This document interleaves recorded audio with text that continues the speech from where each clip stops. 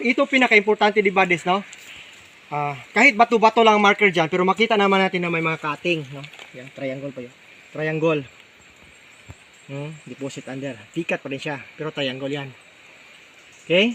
So, tingnan niyo ang mga shape niya. Almost mga geometric figures. Ito, may mga cutting yan. No? Ibig sabihin na yung mga cutting isa. Itchy. Yan. Okay? Yan, mga slab. Broken slab talaga, basag-basag. Hindi pa nga tayo nag-tripid eh. Ito, ang importante. Ito tinatawag natin na heart HTM. Stone heart. Bato na heart. Yan. Yan. Nasaan yung sukatan? Para makita. Yan siya, makita lang. Nakataas muna. Ito siya. Susukat tayo. Yan. 15. 1 foot, 12. No? 12. 12, 13, 14, 15. Yan. Ito, 11, 12, 13, 14, 15. Yan. So, 15 inches sa kabila. Yan o, sarado 1 foot. 12 inches. Yan, di ba? Dulo-dulo yan, pakita. Yan. Anong formation niya ba, des?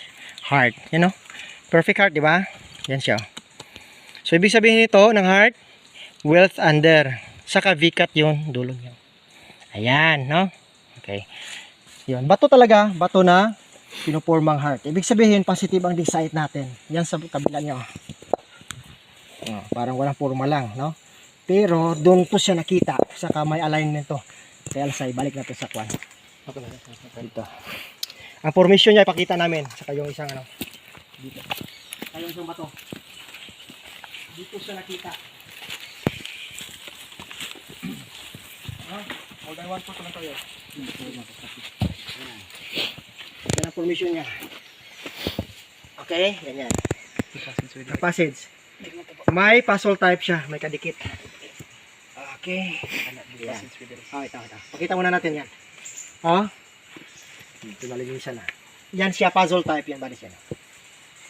Nakabuka yan. 0-0 siya. Yan. Ginawang ganyan ang formation.